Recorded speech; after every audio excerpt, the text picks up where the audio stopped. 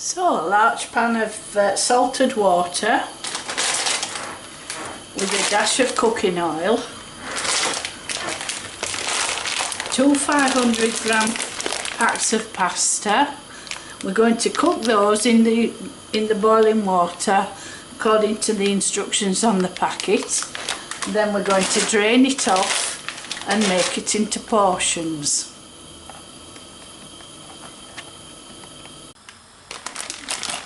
Right, both bags of pasta in the pan.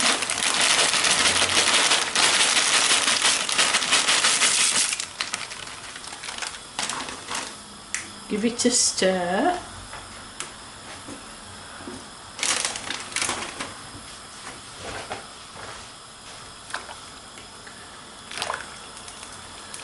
Bring it back to the boil and boil for 10 minutes.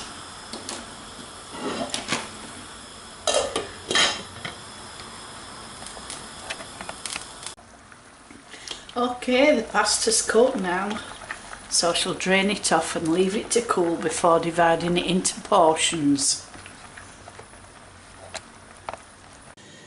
So that's the pasta cooked, 12 gut-sized portions of pasta.